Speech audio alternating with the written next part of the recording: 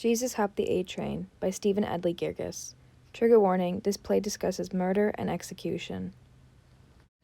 Jesus Hopped the A Train is a 2-act play set in current-day New York and follows Angel Cruz, a Puerto Rican man who is facing murder charges after shooting a cult leader who he believes is responsible for taking his friend away from him. The play opens in a correctional facility where Angel is attempting to recite the Our Father, but does not remember it correctly and has to constantly start over, much to the annoyance of inmates and other guards. Because of his crime, Angel is targeted by other inmates and must be moved to Rikers Island prison. Here he meets Mary Jane, his future lawyer. She is a hardened woman who doesn't spare much sympathy for her clients, having been in this career for a while, and quits the case after being on the receiving end of some cruel remarks from Cruz. However, after hearing his story, she relates and changes her mind, opening her heart to Cruz and deciding to help him with the case. At Rikers Island prison, Angel meets Lucius, a serial killer turned born-again Christian who tries to convince Angel to turn to religion, and the two strike up an unlikely friendship and spend most of their days together in the yard of the prison. Lucius gives him cigarettes he got from Valdez, a security guard, and the two talk about how they ended up in prison. Most of their conversations end with Lucius telling Angel to turn to God. However, one day, the two get into an argument. Angel doesn't believe in God and is tired of Lucius acting like a saint when he knows he killed 8 people. Lucius tells him that he is also a murderer and has no place to judge him.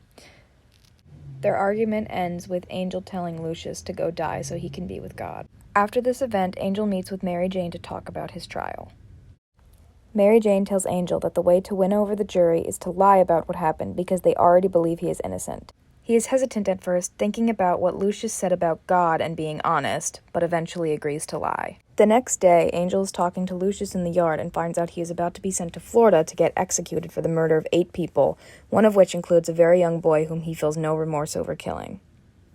Their conversation ends with another argument. Angel calls him sick and begs to be let back inside, but is ignored by the security guards while Lucius yells Bible quotes at him. The final scene of the play ends with Mary Jane describing Angel's trial. She explains how he almost made it out, but at the very last second began talking to God, begging him for forgiveness and apologizing and crying.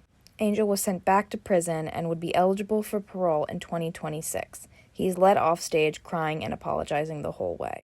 A challenge I had while reading the play was the language used. There was a lot of legal jargon, and I found myself having to look up what words meant every once in a while. I found that this took me out of the immersion of the play, and that I couldn't get back into it for a while. The scenes were also extremely long and seemed to drag at points, which started to bore me and take away my interest.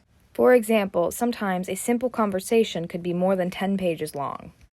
However, thankfully, the play was not just legal words being thrown around for an hour and a half. Something I had success with while reading the play was understanding the religious imagery and symbolism. Because religion is something that is so common in media, it interests me, and I find it fun to pick out what characters and places were meant to represent within religion. A choice made by the author is to use the characters to represent religious figures. Lucius, as his name might suggest, represents Lucifer, a fallen angel. He believes he is a perfect child of God and will be forgiven if he gives his life to God. Next, Mary Jane represents Jesus, as stated by her. She says, well, you're on the A train now, Angel, and if there's a Jesus on board, it's me. She's Angel's savior, trying to bring him back into the light. These choices affect the reader of the play by making them rethink what it means to be a good person. Lucius, a serial killer with no remorse for his victim, truly thinks he is a good person. But is someone a good person because they pray? Is someone a good person because they believe they are? These are the questions the author wants the readers to ask themselves. These choices also affect an audience in performance, because the characters on stage very heavily contrast the figures they are supposed to portray and represent. For example, seeing a man accused of murder have the name Angel makes you wonder, is he a good person or a bad person? And what does it truly mean to be good or bad? Which characters are we supposed to put our faith into, and what does it truly mean to be good or bad? These are all questions that the author wanted his readers to ask. In a New York Times review from 2017, it says, when the psychopath is an acute thinker about responsibility, and the atheist a tantrum-prone man-child hoping to avoid it, we have trouble deciding how to invest our emotions. And that is exactly where Mr. Girgis wants us. Stephen Edley Girgis is an American playwright, director, and actor. He was born in 1965 and is a former member of New York's Labyrinth Theater Company. He's also an educator in New York prisons, schools, and hospitals for conflict resolution. Aside from bibliographical information, Girgis is a brilliant writer who wants to challenge people's perception and preconceptions about the morality of people around them. Gyrgis' plays have been performed both on and off Broadway as well as in the UK. In 2015, he won the Pulitzer Prize for Drama for his play Between Riverside and Crazy. He also holds awards such as the New York Drama Critics Circle, Whiting Award, LA Drama Critics Prize, and many more.